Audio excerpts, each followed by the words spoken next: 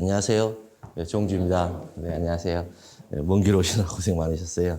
저기 행정법은요, 우리 이제 사례형을 먼저 할 거거든요. 단문형을 먼저 하시고 나서 사례형을 하라 그러면 쓰지를 못하세요. 왜 그러냐면 단문형에 이제 우리가 목차가 있기 때문에 그 목차에 이렇게 계속 암기하시고 그 목차에 들어가는 내용을 암기하시다 보면 사례형을 푸세요 그러면 그걸 그대로 갖다 거기다가 그냥 바로 써버리세요. 그래서 이게 이제 서로 이게 매칭이 안 되기 때문에 사례형을 먼저 하시고요. 연습을 하시고, 그 다음에 사례형 부분에 여기서 이 문제 때문에 단문형이 나옵니다. 그 단문형이 이제 사례형에서 이렇게, 이거 좀 더 물어볼까? 좀 더 깊이 들어가 볼까? 하는 지점들만 단문형으로 나오거든요. 그래서 단문형이라는 게 별도로 존재하는 게 아니고 사례형이 원래 큰 줄기예요. 사례형 안에서 이거는 좀 문제가 있네? 그럼 그거 빼내서 뭐 공문수탁 사인을 빼낸다거나 아니면 취소송의 대상을 한번 써보라고 한다거나 원고적격을 한번 전체적으로 한번 약속해보라고 한다거나 이런 식으로 물어봐요. 그 전체적으로 정돈된 내용으로 머릿속에 들어있느냐. 그 한쪽에 하나의 어떤 테마가 그게 바로 이제 단문형이거든요. 그러니까 단문형은 이 사례형이 어느 정도 이번 있을 때 이제 어느 정도 머릿속에 좀 들어가면 그때부터 조금 이제 단문형을 붙여드리면 굉장히 금방 익히실 거예요. 그 다음에 또 두 번째 케이스 문제 풀이 방법은 뭐냐면요.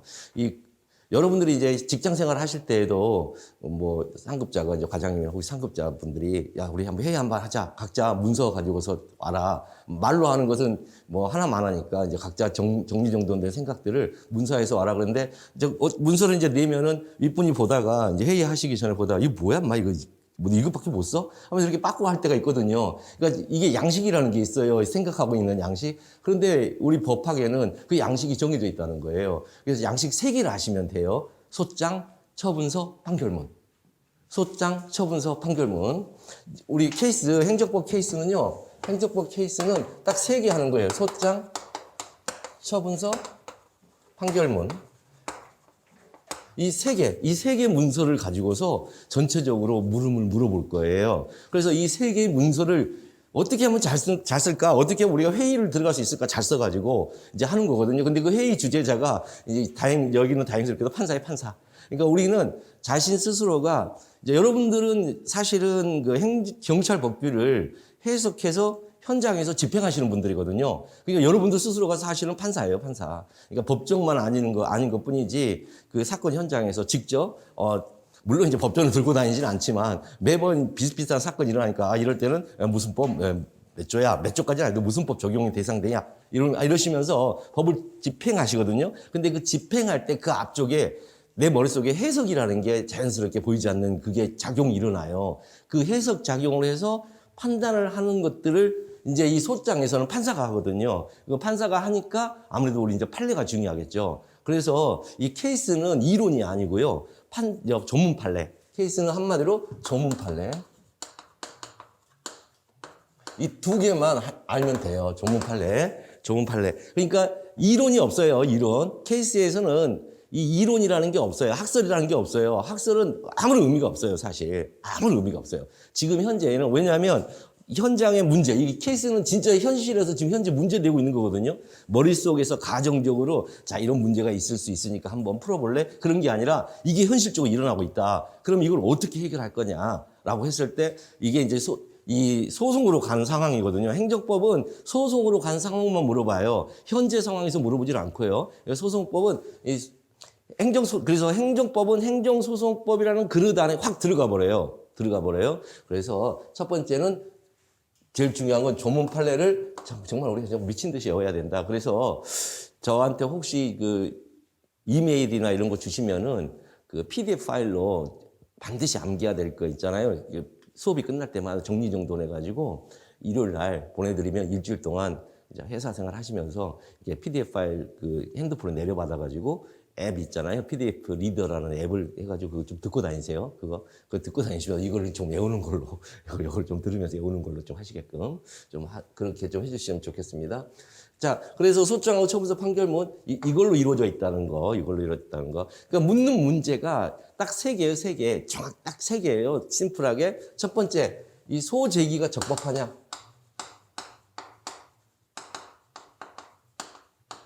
둘째, 처분이 위법하냐?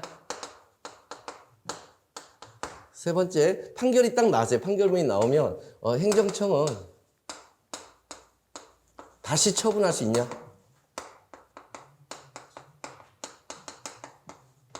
이 세 물음이 있잖아요. 기본적인 물음이에요. 기본적인 물음. 그래서 소재기가 적법하냐 이 말은 소장 잘 썼냐예요. 소장 잘 썼냐? 소장 잘 썼냐? 처분 위법하냐? 처분 위법하냐 할 때 이제 처분서 가지고 하거든요. 그럼 처분서 가지고서 이제 들어가서 본안에서 판단을 할 건데 위법하냐? 그 다음에 행정청은 판결문이 나왔어요. 이겼어요. 원고가 이겼어요. 그런데도 불구하고 다시 지금 다투었던 그 처분을 다시 할 수 있냐? 이렇게 해서 이 세 개의 물음이 가장 기본적인 물음이에요. 우리 케이스에서 가장 기본적인 물음입니다. 이게 그래서 이제 소재의 적법성, 처분의 위법성, 그다음에 이제 이걸 기속력이라 하는데요. 기속력에 이제 문제가 이제 발생합니다. 판결에. 자, 요 정도만 머릿속에 딱 가지고 계시면 돼요. 그리고 저하고 공부할 때는 행정법의 그 기본적인 그 교과서 내용 있잖아요. 그거 모르셔도 돼요. 그거 모르셔도 돼요. 그거는 있잖아요. 이것이 이렇게 판단 과정이 여기서 이로 넘어갈 때, 그럴 때 넘어가려면 이제 우리 논리에서는 넘어가는 징검다리 역할을 해주는 게 필요하거든요. 그게 약간의 이론적인 것들이에요. 그 약간의 이론을 살짝 징검다리 놓고 이렇게 건너뛰어가게 하는 거예요. 저쪽으로 넘어가려면. 그럴 때 조금씩 필요하거든요. 그럴 때 조금씩 가르쳐 드리면 그거 정도만 하시면 돼요. 그러니까 강학상 허가니까 다 하실 필요 없어요. 강학상 특허 뭐 이런 거 다 하실 필요 없어요. 강학상 허가 특허는 어디서 필요할까? 그 징검다리 넘어가는 그 지점에서만 필요하거든요. 그럴 때 찔끔찔끔 가르쳐 드리면 그냥 그렇게 알고 계시면 돼요. 강학상 허가에 대해서 약수를 하시고 이런 시험 문제 절대 안 나옵니다. 안 나오니까, 그런 시험 문제 안 나오니까 너무 걱정하지 마시고요. 이제 이런 식으로 진행이 됩니다, 케이스는. 자, 그럼 오늘은 뭘 할 거냐면요. 일단은 소장을 적는 방법을 우리가 한번 따라서 한번 해보자고요. 여러분들이 소장이라는 그 문서를 보셨는지 모르겠지만, 치소송의 소장은 이렇게 돼 있어요. 한번 적어볼까요? 한 번만 따라서 소장 이렇게 돼 있어요. 소장. 이게 치소송의 소장은 이렇게 소장 이렇게 적혀져 있어요.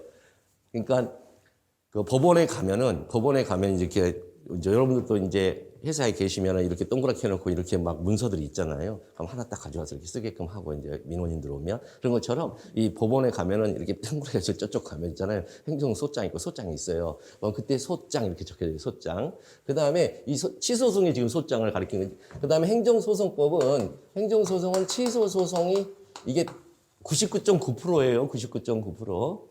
취소 소송이 99.9%예요, 이게요. 그러니까 그러니까 취소 소송이 3분의 2예요, 3분의 2. 행정소송법에. 그러니까 취소 소송만 잘 알면 되는 거예요. 그러니까 나머지 것들은 다른 소송은 다 취소 소송 있잖아요. 보고 베끼기예요. 갖다가 쓰기예요. 갖다 쓰기. 연장 갖다 쓰기. 빌려주기예요. 그러니까 취소 소송이라는 녀석이 연장 다 갖고 있어요. 그러니까 무효동 확인 소송이 나 이 연장 필요한데 그럼 취소한테 가서 야, 좀 빌려줄래? 잠깐 기다려봐. 법조문 좀 볼게. 너 빌려줘도 된다더라. 그럼 빌려주는 거예요. 이렇게. 그걸 준용이라고 해요. 준용. 빌려주기. 자, 근데 이 취소소송인데 이 소장에는 원고, 피고, 그 다음에 여기에 인지대를 붙이죠. 인지대. 이렇게 순서대로 이렇게 딱딱 이렇게 한번 써보는 연습을 한번 해보세요. 원고, 피고, 인지대. 그 다음에 이 법원 여직원한테 이 소장에 들어오면 이제 소장이 많이 들을 거 아니에요? 그러면 여기다 놓고 이렇게 할 수 있도록 여기다가 이제 그 분류를 할 수 있도록 소의 종류를 이렇게 간략하게 적는 란이 하나 있어요. 그 처분 취소에 관한 소 이런 식으로 이제 쓰거든요. 그럼 요것만 딱 보고서 취소이네 이렇게 이제 하게끔 분류하게끔. 그 다음에 청구 취지가 있습니다. 청구 취지 1번 뭐뭐를 취소 소송이니까 취소한다. 이렇게 적혀져 있습니다. 청구 취지 2번은 소송 비용은 당연히 원고는 자기는 내기 싫죠. 그러니까 피고의 부담으로 한다. 이렇게 쓰죠. 이렇게 씁니다. 그 다음에 매우 독특한 표현이 하나 있어요. 이 취소의 소장에는 매우 독특한 표현인데 라는 판결을 구합니다. 라는 이 독특한 표현이 하나가 있습니다. 라는 판결을 구합니다. 라는 표현이 있어요. 자, 이 표현. 그 다음에 청구 원인이 있습니다. 청구 원인은 위법하니까, 뭐뭐가 위법하니까. 이렇게. 이제 위법하다는 걸 막 씁니다, 여기다가. 그 다음에, 여기에 보면은 입증 방법이라는 게 있어요. 여러분들 그 입증 방법 형법에서 배우셨을 건데, 입증 방법에는 이제 그냥 있는데, 입증 방법에는 말로 하는 입증 방법이 있고, 그 다음에 물건으로 하는 입증 방법이 있고, 그 다음에 서류로 하는 입증 방법이 있어요. 그래서 입증 방법은 세 개예요. 말, 물건, 서류. 그래서 말로 하는 입증이라 그래서 증언이라 그러고, 물건으로 하는 입증이라 해서 물증이라 그러고, 서류로 하는 입증이라 해서 서증이라 그래요. 그러니까 어려운 말이 아니에요, 이런 말들이. 그래서 사람의 말, 물건, 서류. 근데 말이라는 건 날아가죠. 그래서 첨부 서류가 필요하죠. 그 밑에. 말이라는 건 날아가잖아요. 그러니까 말이 날아가니까 녹취 떠서 녹취록을 첨부하죠. 그 다음에 물건이라는 것도 막 여기저기 놓다 보면 막 이제 흐트러지니까 이제 그 영치소에다 이제 물건을 이제 거기다 넣어놓죠. 그 넣어놓을 때 그 물건의 목록을 A4 용지로 엑셀 파일로 쫙 한 다음에 또 여기다 첨부해줘. 물건의 목록을 증1호 하면서 이렇게 첨부해주죠. 서류 같은 경우도 마찬가지죠. 서류도 압수한 다음에 이제 그 보관하면서 거기다가 어떤 서류가 있다고 서류 목록을 이렇게 첨부 서류를 여기다 해놓습니다. 서류 목록. 그러니까 목록들이 여기에 첨부로 됩니다. 그 다음에 첨부 서류 한 다음에 가장 이제 첨부 서류 중에 가장 중요한 첨부 서류는 필수적 첨부 서류는 두 개가 있어요. 하나는 처분 문서하고 또 하나는 소장 부본이요. 소장 부본. 이 소장 부본은 이제 피고에게 보내죠. 피고에게 소장 부본. 그 다음에 이제 땡땡월, 땡땡년, 땡땡월, 땡땡일 접수일을 소장 접수일을 쓰고 그다음에 접수인이 있습니다. 접수인은 보통 원고 이름을 쓰는데 원고 대리인 누구누구에서 소송 대리인 이름을 쓰기도 하죠. 변호사. 그다음에 마지막 땡땡 법원 귀중 이렇게 적혀져 있습니다. 이렇게 적혀져 있어요. 자, 그러면 이제 요거를 머릿속에 가지고 계셔야 이제 풀립니다. 모든 게. 이걸 머릿속에 꼭 갖고 계셔야 돼요. 이 문서를 꼭 갖고 계셔야 돼요. 그럼 이제부터 하나씩 푼다면은, 자, 여기가 바로 대상적격의 문제예요. 여기다가 쓸 수 있냐가 대상적격의 문제예요. 그 다음에 여기가 원고적격, 여기가 피고적격. 그래서 이 소장을 잘 써야 돼라는 게 우리가 흔히 얘기하는 소재기의 적법 요건이에요. 이 소장을 이걸 잘 써야 돼. 그럼 여러분들 두 문자를 이렇게 외우세요. 대원피협, 재관행. 이렇게 외우세요. 대원피협, 재관행. 이렇게 외우시면 됩니다. 자, 대원피협, 재관행이 대상적격, 원고적격, 피고적격. 그 다음에 이 협의소익 있잖아요. 이 협의소익은 이 소장에 쓰질 않아요, 원고가. 협의소익은 소장에 원고가 쓰질 않습니다. 협의소익이 없다는 것을 피고가 소장 부본하면 이제 답변서를 쓰거든요. 답변서에다 씁니다. 피고가 답변서에 있습니다. 협의소익이 없다는 건. 원고가 내가 적극적으로 내가 하는 소송은 이거 협의소익이 있어요라고 쓰질 않습니다. 그리고 그 제소기간은 요거죠, 요거. 제소기간은 이 처분에다가 몇 년 몇 월 며칠에 행한 뭐뭐를 취소한다니까 그 몇 년 몇 월 며칠자 요거하고 비교를 하면 이제 제소기간이 이제 되는 거죠. 90일 이내라는. 90일이라는 제소기간. 그 다음에 관할법원이 이거 관할법원입니다. 그 다음에 행정심판의 전치 있죠. 요것도 쓰지 않습니다. 원고가 쓰질 않아요. 피고가 판사님 이거는 필수적으로 거쳐와야 되는데 거쳐오지 않았네요. 이렇게. 여러분 같은 경우는 그 직무상 이제 징계 처분을 받으면 소청 심사를 가야 되거든요. 바로 그 소청 심사가 필수적 전치입니다. 그게 필수적 전치예요. 공무원 제도에서. 자, 이런 식으로. 자, 이 소장 하나만으로 자, 대원피 협의소익은 이쪽 소장 부본을 받은 답변서에다 쓴다. 답변서에다 쓰는 건 두 개예요. 협의소익하고 행정심판 전치주의. 가면 대원피 재관 이렇게 5개가 있어요. 이 안에 소장 안에 원고가 써야 될 게 대원피 재관 이 5개를 쓰는 겁니다. 원고가. 자, 원고가 이렇게 쓰는 거예요. 자, 요거를 머릿속에 갖고 계셔야 돼요. 요거를 머릿속에 꼭 갖고 계셔야 됩니다. 이거. 자, 소장을 꼭 갖고 계셔요. 이 머릿속에. 그러면, 자, 우리가 이제 취소 소송인데, 이제 혹시 법전 가지고 계신가요? 법전이 없으면요, 어플을, 다음, 포털 다음에 들어가셔서 행정소송법 그냥 치시면 바로 나옵니다. 법전이. 거기 법전을 이제 보시면은 같이 한번 봐볼까요? 혹시 가지고 계시면 다음에 들어가서 행정소송법 바로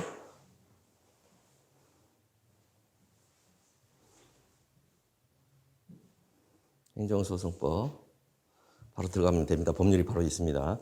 여기 보면은 자, 3조하고 4조를 한번 보겠습니다. 3조. 자, 3조에 보면, 자, 3조의 행정소송의 종류 해가지고 다음에 네 가지로 구분한대요. 네 가지. 예, 그러니까 항상 사람은 이게 싸가지가 있어야 되는데, 이 네 가지로 구분합니다. 자, 1호가 항고소송, 2호가 당사자소송, 3호가 민중소송, 4호가 기관소송인데요. 이 구분은 이 원고와 피고가 달라진다는 거예요. 얘네들이. 원고와 피고가 달라집니다. 항고소송의 피고는 처분청이에요.